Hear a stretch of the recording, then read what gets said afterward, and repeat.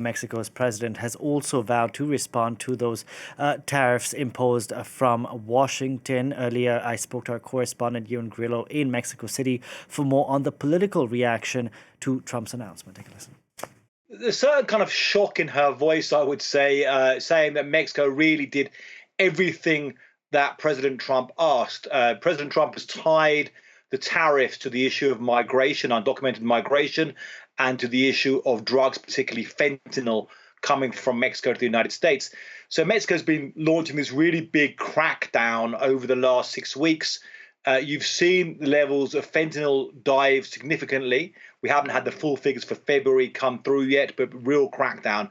And the level of migrants trying to cross the border down to the lowest in 25 years.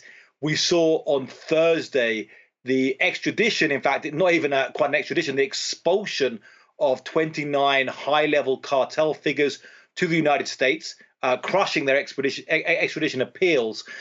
So she's saying, well, we did everything. This is purely the United States coming down. This is Donald Trump coming down on us, and we will hit back with tariffs. She's called for a big national rally in the central square, the Zocalo, on Sunday to talk to supporters about Mexico's actions.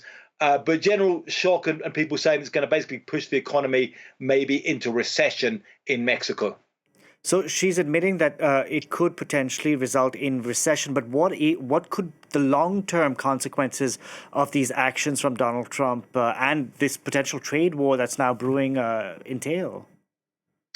So it's quite hard to predict, such a volatile situation. On one side, is this all part of Trump's pressure negotiations to force Mexico to crack down more and kind of pay for its trade relationship with the United States? Will it lead eventually to Mexico trying to really rid itself of cartels? Or will it push Mexico more into the camp of the BRICS? There's already Mexico now being invited to go as an observer to a BRIC conference. That's Brazil, Russia, India, China. Mexico has built this very big trade relationship with the United States. About 80 to 90% of its foreign trade is with the US, its northern neighbor.